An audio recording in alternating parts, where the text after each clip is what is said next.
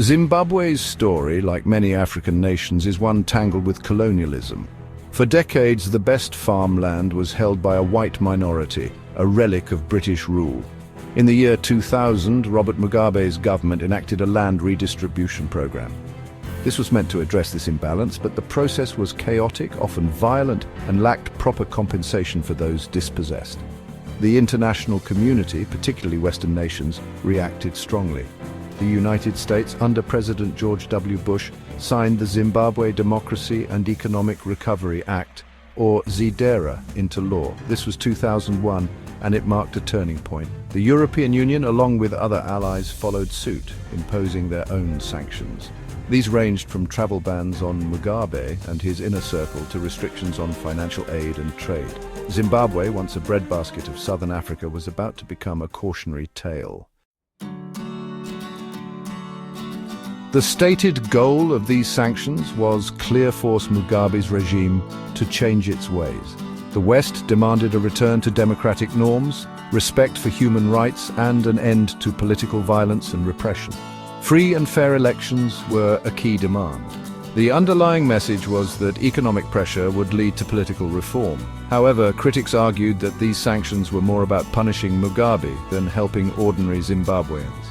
They pointed to the impact on the economy, healthcare, and education as evidence that sanctions were hurting the very people they were meant to help. The debate over the effectiveness and ethics of sanctions was just beginning.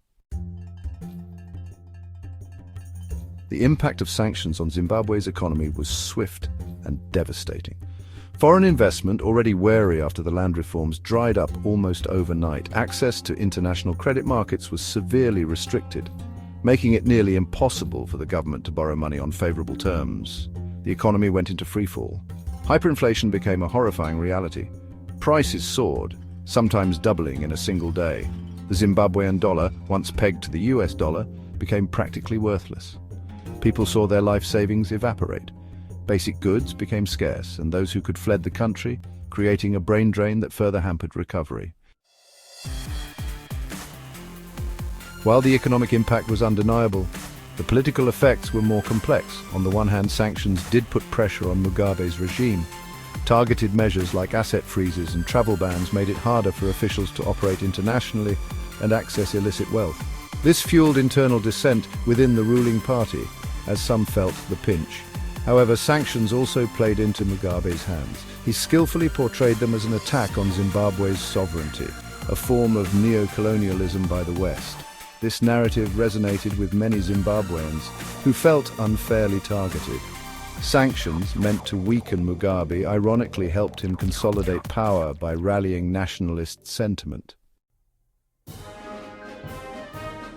Lost in the geopolitical chess match were the Zimbabwean people.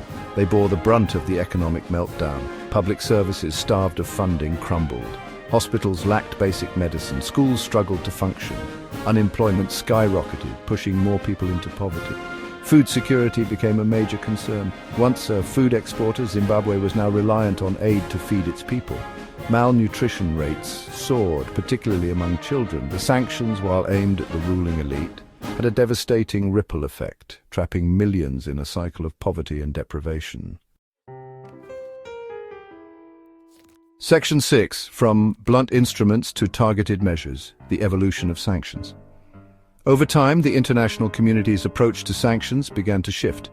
There was growing recognition that broad-based sanctions were causing undue harm to ordinary citizens. The focus moved towards what became known as smart sanctions or targeted measures. These targeted sanctions focused on individuals and entities directly involved in human rights abuses, corruption, and undermining democracy. The aim was to cripple the regime's finances and ability to operate without punishing the entire population. While this shift was welcomed by humanitarian groups, many argued that it was too little, too late. Section 7. Shifting sands. Recent policy changes and global dynamics. In recent years, there have been notable shifts in the international community's stance on Zimbabwe. Some countries, like China and Russia, provided a lifeline to Mugabe's government, offering alternative trade routes and financial support. This lessened the impact of Western sanctions and gave Zimbabwe some breathing room. The United States, under the Biden administration, has signaled a willingness to re-engage with Zimbabwe, albeit cautiously. While some targeted sanctions remain in place, there is a growing emphasis on dialogue and supporting democratic reforms. However, the situation remains fluid and any progress hinges on concrete action from Zimbabwe's government. Section 8. Damned if you do, damned if you don't, the double-edged sword of sanctions. The case of Zimbabwe perfectly illustrates the complexities and controversies surrounding sanctions. There's no denying that they have had a profound impact on the country, both for good and for bad. They've undoubtedly imposed a heavy price on the economy and exacerbated the suffering of millions. However, it's also true that sanctions have maintained pressure on the ruling elite and provided leverage for those demanding change. The question remains, have they achieved their intended goal? Have they brought Zimbabwe any closer to democracy and respect for human rights? The answer, like everything else in this tangled tale, is far from clear-cut. Section 9, a legacy of complexity looking ahead. As Zimbabwe moves forward, the legacy of sanctions will continue to loom large. The country faces an uphill battle to rebuild its economy, heal its divisions, and chart a new course towards a more democratic future.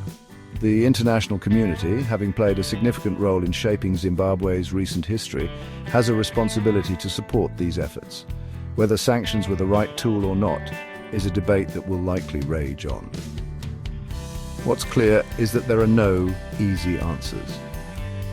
Zimbabwe's story serves as a stark reminder of the unintended consequences of well-intentioned policies and the need for a more nuanced and humane approach to international relations.